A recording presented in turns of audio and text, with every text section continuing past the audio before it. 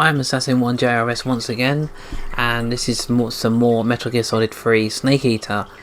To start this video, as you can see, we are fighting Volgin on top of the Shagahad.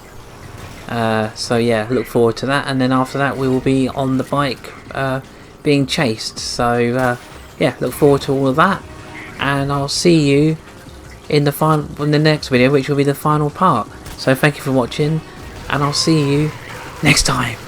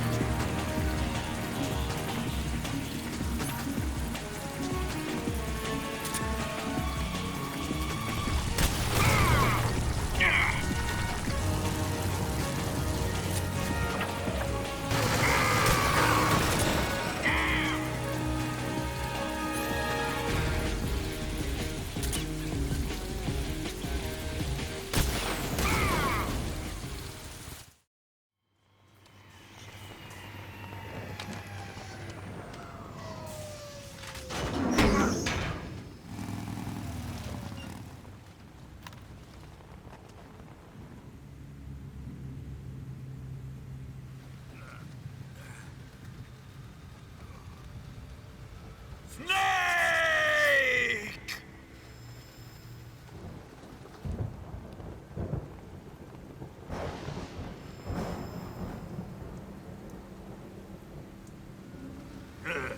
Who's afraid of a little thunder?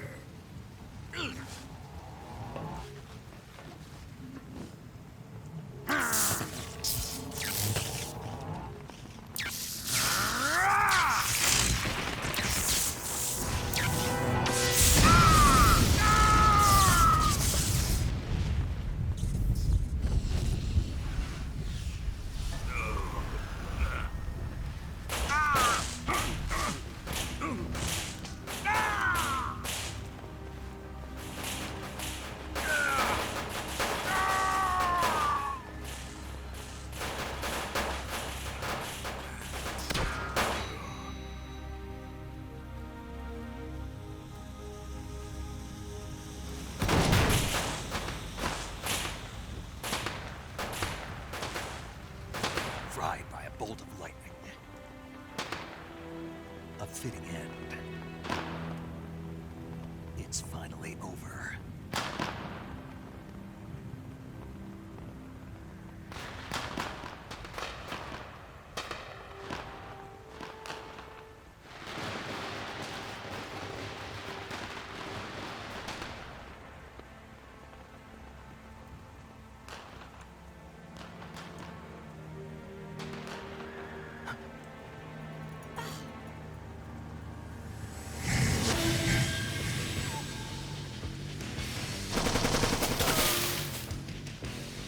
time for this now. The escape craft is just up ahead.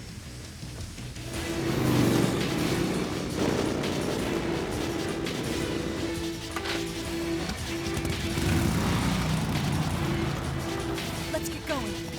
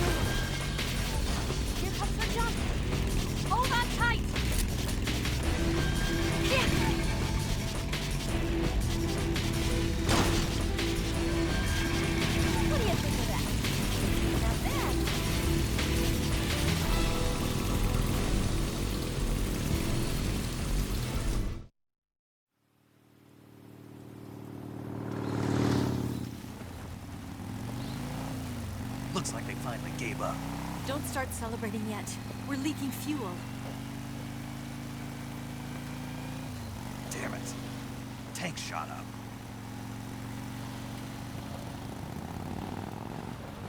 Crap.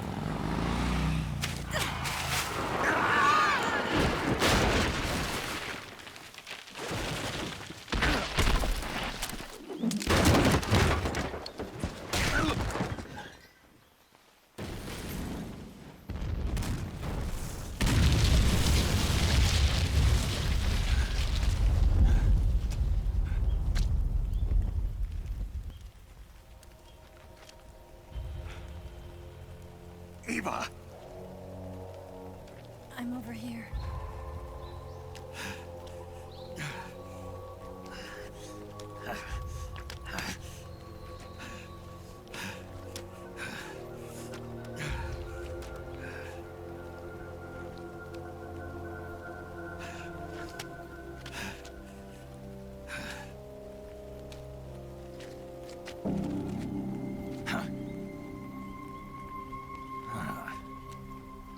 Snake. How's it look? Pretty bad. Not a sensitive bone in your body. Eva, What about you, Snake? I'm fine. That's good to hear.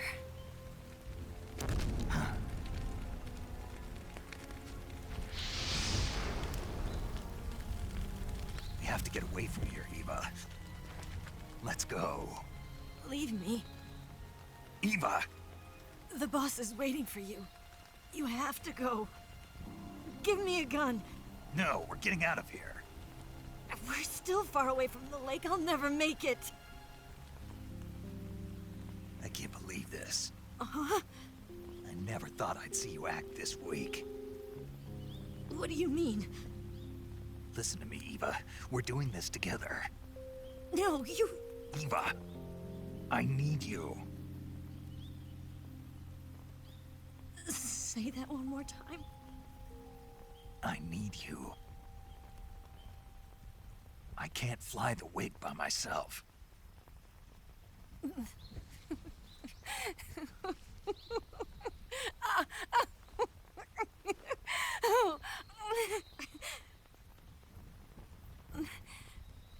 All right, then.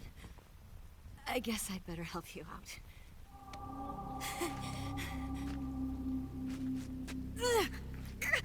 Ow!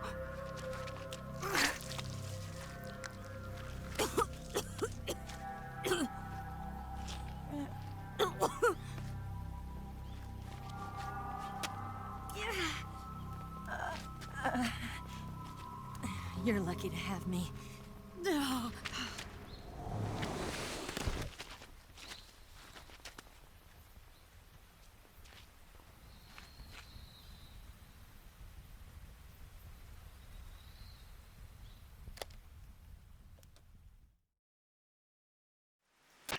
Snake, can you hear me?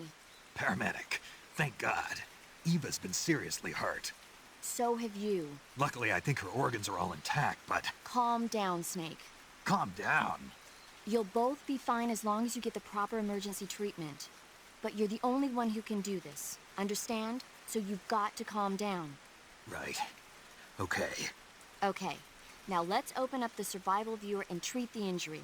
Do you have supplies with you? I'm running kind of short. Then by switching the survival viewer over to Eva, you can treat her wounds too. Now get to work. Oh, and Snake, I'm pretty sure you know this already, but if you don't have enough supplies for the both of you, your wounds come first. Huh? Do you get my meaning, Snake? You've still got a mission to complete. Yeah. I know what I have to do. Snake? Like this.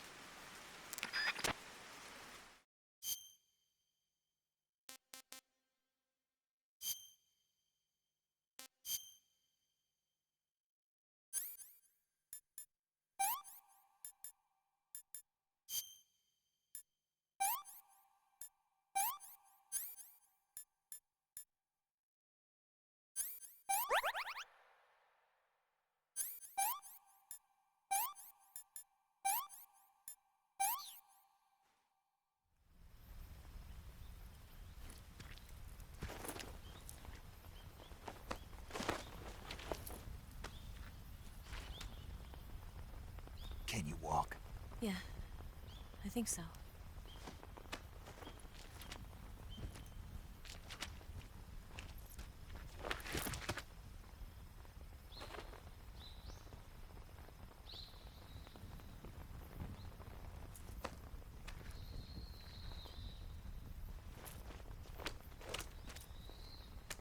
Here. It's different from the Mauser. When you're using a two-hand grip, you have to be careful where you put your hands or your fingers will get burned by the exhaust gas from the cylinder gap.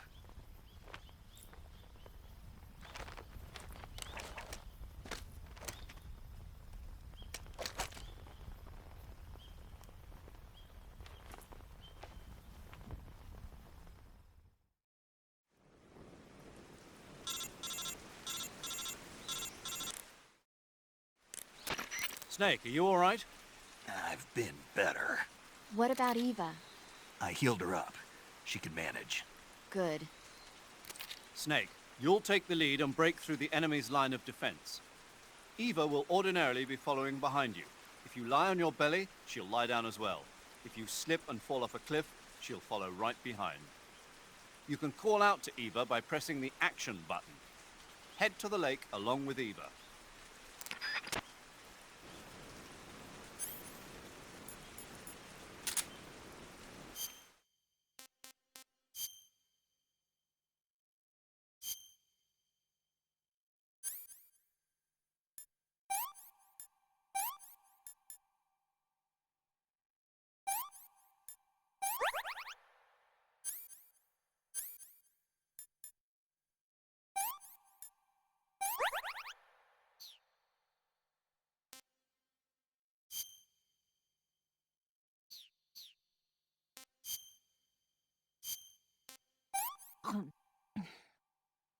This tastes like crap.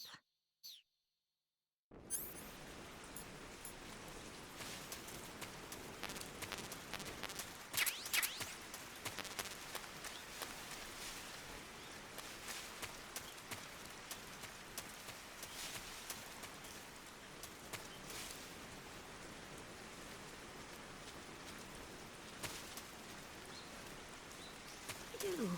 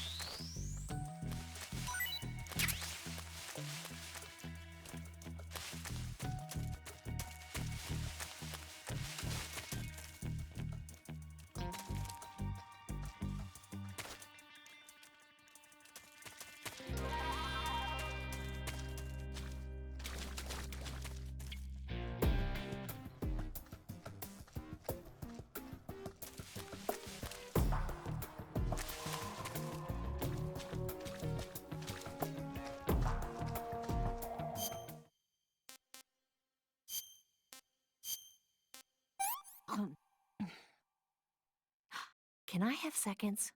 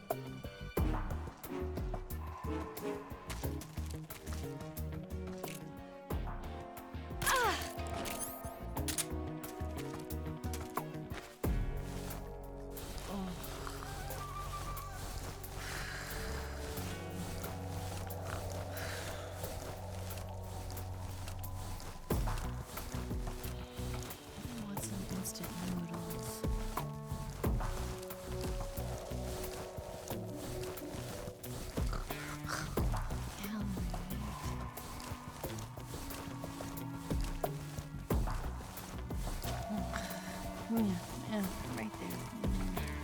No snake. That feels so good. I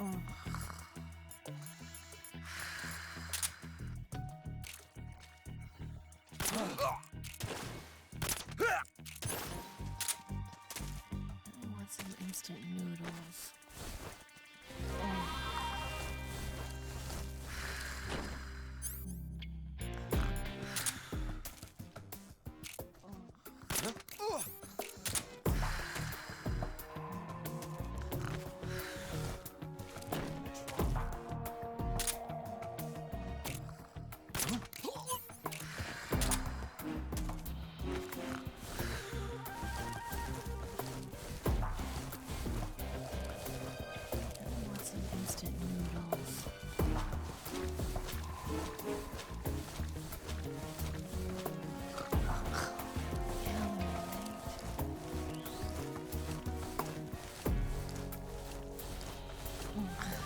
Yeah, right there.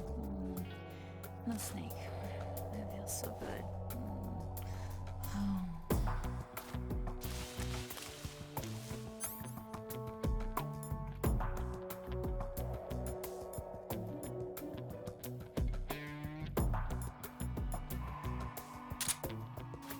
I want some instant noodles.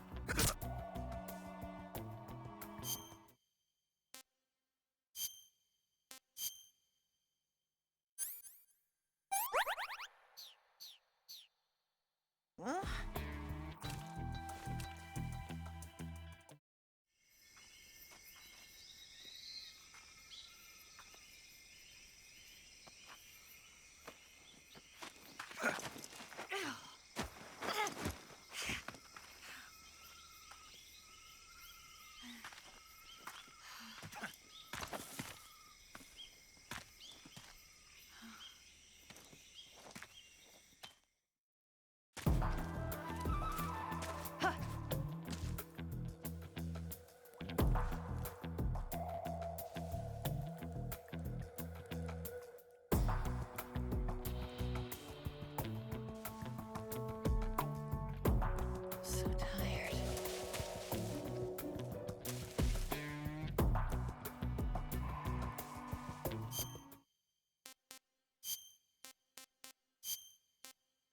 Oh, yuck.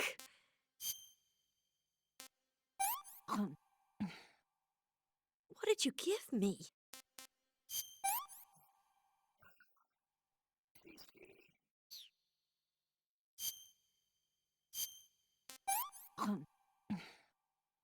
Well, not bad at all.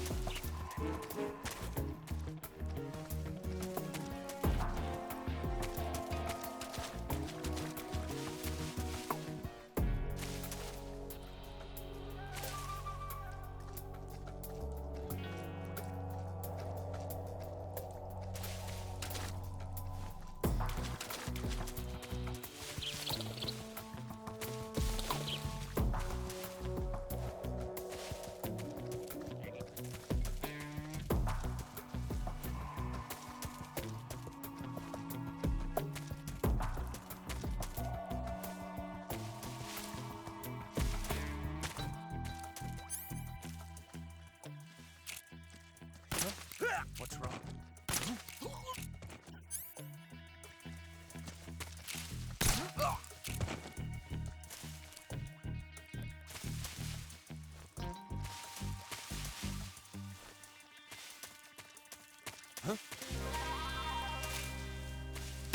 What's that?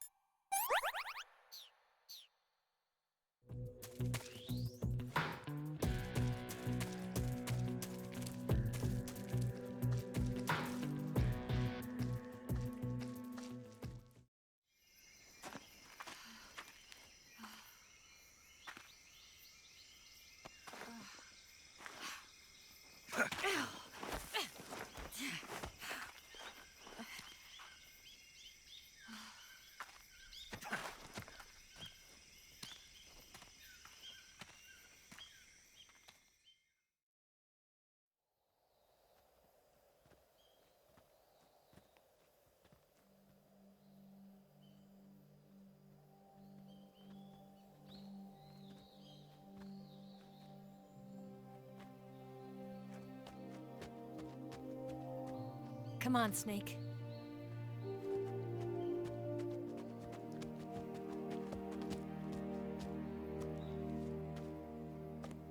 We made it. We made it. Over there.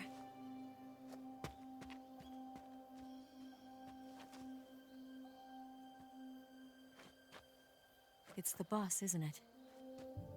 I'll go get the wig ready to take off. Right. I'll leave you two alone. But come back in one piece, okay?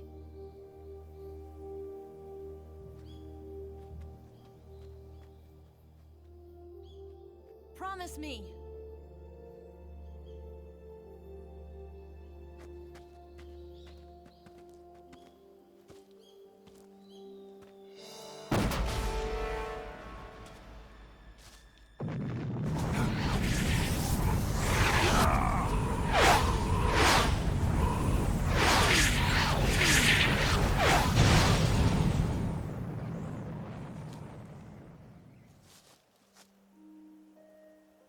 Life's end. Isn't it beautiful? It's almost tragic. When life ends, it gives off a final lingering aroma. Light is but a farewell gift from the darkness to those on their way to die. I've been waiting, Snake, for a long time.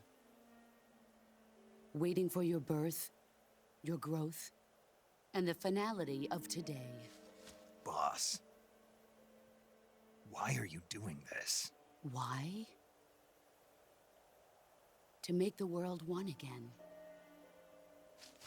The world used to be whole. But with the end of the Second World War, the philosophers began to fight amongst themselves, and the world was torn apart. The Cobras, my comrades who trained and fought alongside me, were torn apart as well. The foibles of politics and the march of time can turn friends into enemies just as easily as the wind changes. Ridiculous, isn't it? Yesterday's ally becomes today's opposition, and this Cold War? Think back. When I was leading the Cobras, America and Russia were fighting together. Now, consider whether America and Russia will still be enemies in the 21st century. Somehow I doubt it. Enemies change along with the times, the flow of the ages, and we soldiers are forced to play along. I didn't raise you and shape you into the man you are today just so we could face each other in battle. A soldier's skills aren't meant to be used to hurt friends. So then what is an enemy? Is there such a thing as an absolute timeless enemy? There is no such thing, and never has been. And the reason is that our enemies are human beings like us. They can only be our enemies in relative terms. The world must be made whole again. The philosophers must be reunited. I will devote my skills to that purpose. And with the Colonel's money, I will achieve that end. Just as I once created the Cobras. They are my family. I may no longer be able to bear children, but I still have a family. It was November 1st, 1951. I was in the Nevada desert participating in atomic testing. The name Nevada is derived from Spanish, covered in snow, white as snow. And snow is exactly what I saw in that Nevada desert. It froze my blood white. Snake, you were an atomic test subject, weren't you? On Bikini Atoll. That's part of the reason I was drawn to you. You and I are alike. We're both slowly being eaten away by the karma of others. we'll never have the chance to die peacefully of old age. We have no tomorrow. But we can still have hope for the future. In 1960, I saw a vision of the ideal future from space. 3 years earlier, the Soviet Union had succeeded in launching Sputnik, the first man-made satellite in history, into orbit. This came as a huge shock to the United States. In response, America threw everything it had into its own manned spaceflight project, the Mercury program. Even as the Soviets seemed poised to send their first man into space, America was still experimenting with chimpanzees and rockets. The government wanted human data. So they secretly decided to send a human being into space. I was the one they chose. At the time, they didn't have the technology to block out cosmic rays, and whoever they sent up would inevitably be exposed to heavy radiation. That's why they chose me. After all, I'd already been irradiated once. Of course, you won't find any of this in the history books. I could see the planet as it appeared from space. That's when it finally hit me. Space exploration is nothing but another game in the power struggle between the US and the USSR. Politics, economics, the arms race, they're all just arenas for meaningless competition. I'm sure you can see that, but the Earth itself has no boundaries. No East, no West, no Cold War. And the irony of it is, the United States and the Soviet Union are spending billions on their space programs and the missile race, only to arrive at the same conclusion. In the 21st century, everyone will be able to see that we are all just inhabitants of a little celestial body called Earth. A world without communism or capitalism, that is the world I wanted to see. But reality continued to betray me. In 1961, I was sent to Cuba, to Bahia de Cochinos. It was part of a CIA-sponsored invasion under the guise of taking Cuban exiles back to their country. But the US government betrayed them. Our weak-kneed president held back their air support. Defenseless, the exiles were annihilated by the Cuban army. All I could do was watch in silence. I was set up by the very country I'd sacrificed so much for, by the very government I dedicated my life to defending. I was driven from the surface world, and I went underground. Then, 2 years ago, I faced the Sorrow, my old comrade in battle. He was my friend. But one of us had to die. I was left with no choice. The Sorrow gave his life for me. There is no enmity between us. One must live, and one must die. That was the mission. The ones who gave me that mission were the philosophers.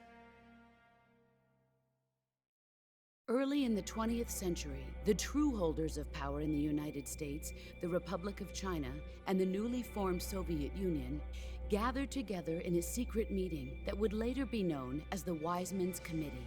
The secret pact they formed there marked the beginning of the philosophers. But the last of the original members died in the 1930s. After that, the organization began to run out of control, and the Wise Men's Committee degenerated into a mere shell of its former self. The philosophers of today have no sense of good or evil. Their influence extends to countries and organizations involved in every aspect of every war. They have become war itself. That's how they operate. The sacrifices of war cause a shift in the times. This shift leads to renewed conflict, and in turn triggers the next war. Like a nuclear chain reaction, each conflict sparks countless others, forming an endless spiral that will continue on for eternity. Do you understand what I'm saying, Snake? By consuming me and you, the philosophers intend to keep that cycle going forever. It was my father who explained all of this to me. He was one of them. You see, I am the last remaining child of the philosophers. But after he revealed the truth, my father was killed by that same shapeless, formless organization. And my father isn't the only thing the philosophers have taken from me. In June of 1944, the Cobras and I took part in the landing at Normandy. We'd been given a top-secret mission to locate and destroy enemy V-2 rocket installations. I was pregnant at the time. The sorrow was the father. I gave birth on the field of battle. A beautiful baby boy. But my child was snatched away from me by the philosophers.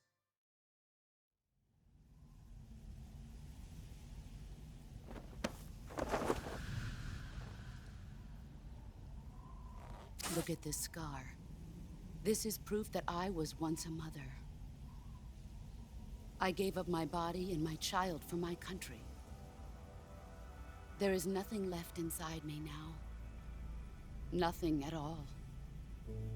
No hatred, not even regret. And yet sometimes at night, I can still feel the pain creeping up inside me, slithering through my body like a snake.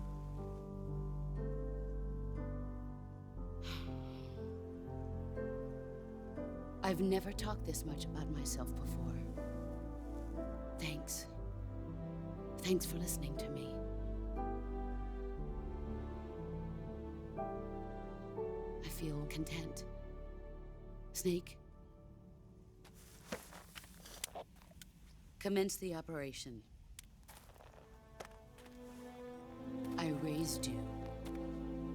I loved you. I've given you weapons, taught you techniques, endowed you with knowledge. There is nothing more for me to give you. All that's left for you to take is my life, by your own hand. One must die, and one must live. No victory, no defeat. The survivor will carry on the fight. It is our destiny. The one who survives will inherit the title of boss.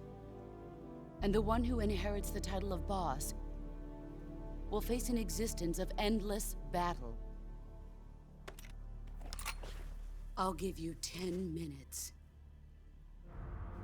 In 10 minutes, MiGs will come and bomb the hell out of this place. If you can beat me in less than 10 minutes, you'll be able to escape in time. Let's make this the greatest 10 minutes of our lives, Jack. Boss? You're a soldier. Finish your mission. Prove your loyalty. Face me.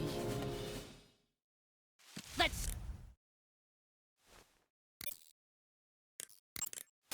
You going to save?